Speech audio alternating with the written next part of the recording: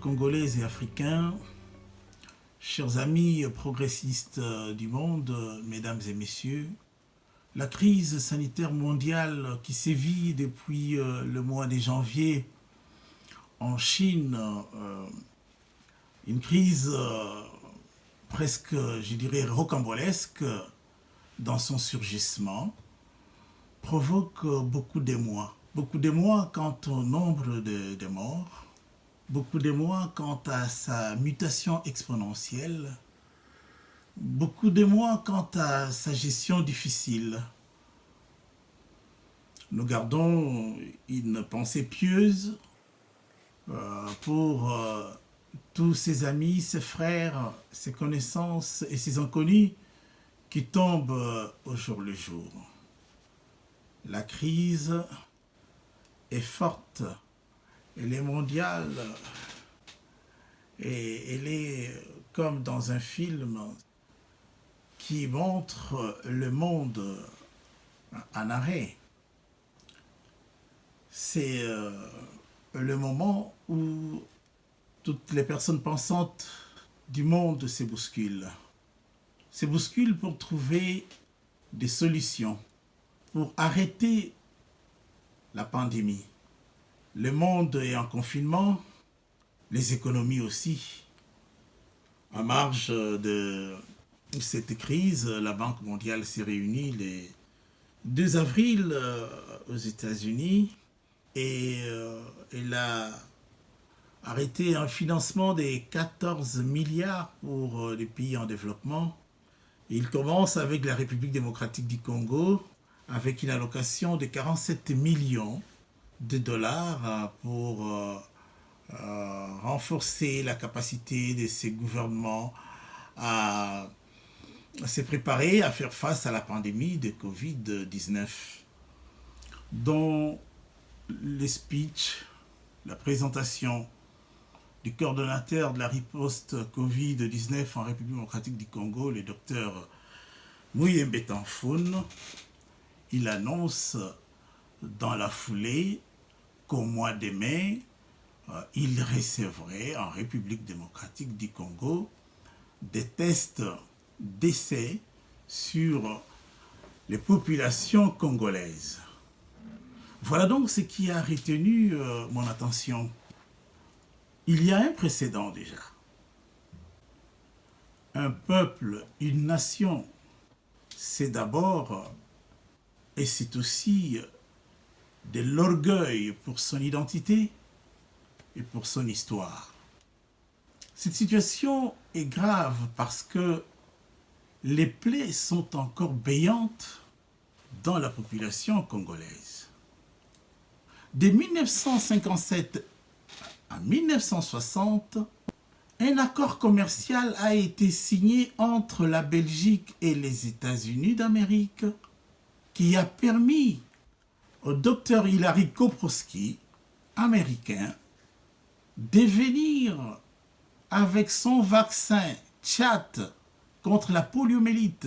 Ces vaccins étaient interdits, refusés d'essai aux États-Unis aux sujets américains.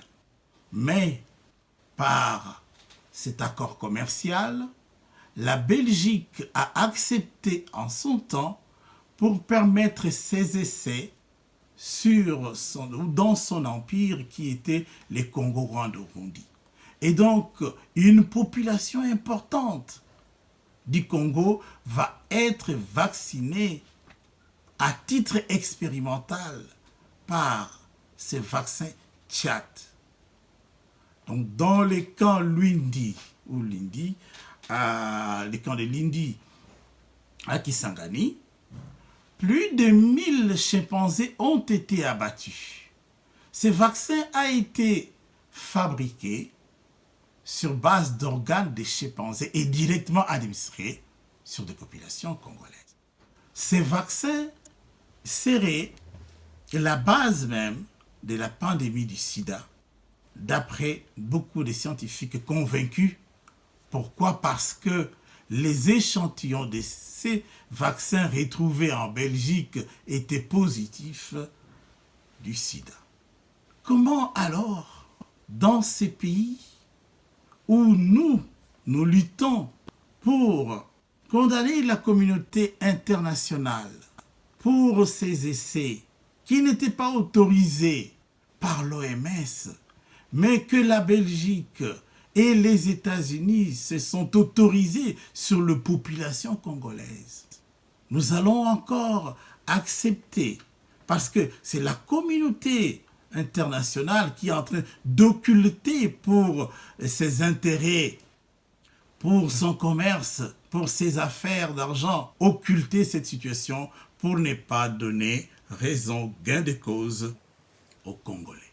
Et nous allons accepter, pendant cette période, ces velléités téméraires et récidivistes qui ne respectent pas la dignité africaine congolaise, qui ne respectent pas l'homme noir.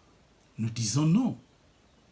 On ne peut pas utiliser les populations africaines comme des cobayes. Il y a une situation, un regard de deux poids, deux mesures. Et d'ailleurs, le docteur Muyembe devrait se rendre compte que ce qu'il a fait, cette invention importante du siècle, il est arrivé à trouver un vaccin contre l'Ebola. En Occident, personne n'en parle. Et depuis lors, la question qui est posée auprès de la communauté internationale, cette question pour dédommager les Congolais a toujours été occultée par la communauté internationale. C'est le moment que nous sollicitons l'appui de toutes les personnes prises de paix et de justice de nous accompagner dans ces combats que nous menons il y a quelques années déjà pour condamner la communauté internationale à travers la Belgique et les États-Unis suite à un accord commercial non autorisé par l'OMS, mais qui a été de force appliqué en République démocratique du Congo à grande échelle. Nous sommes là à dire non. Les vaccins à titre expérimental en République démocratique du Congo devraient être interdits même d'une façon constitutionnelle. Pourquoi? Parce que nous avons été humiliés. La colonisation nous a humiliés à plus d'un titre. La colonisation léopoldienne. Nous devons maintenant réfléchir pour voir, pour aborder l'après-pandémie. Aujourd'hui, l'après-pandémie, les économies du monde, les pays industrialisés font des calculs sur la République démocratique du Congo, sur ses ressources, sur ses minéraux. Donc aujourd'hui, nous devons nous ressaisir. La République démocratique du Congo est l'épicentre de développement économique de l'Afrique et du monde. 47 millions de dollars, c'est rien par rapport à ce que nous sommes capables de faire. Nous avons tant été marginalisés, mais c'est le moment. Chaque crise, cette crise peut nous permettre de nous remettre debout avec une autre face. Nous avons tous les atouts. Les Congos, en dehors des richesses minières, dans la région des Grands Lacs, un bassin d'eau le plus important au monde, avec la forêt équatoriale, avec ces 2 345 410 km², avec 80 millions d'habitants. Le pays est sous-peuplé, avec beaucoup de richesses, et ce n'est pas chimérique. Nous pouvons devenir cette frontière de développement pour le monde. Et c'est le moment de nous organiser. C'est le moment de nous mettre ensemble pour aller de l'avant, laisser de la distraction. Tous ensemble, nous allons combattre les Covid-19. Je vous remercie.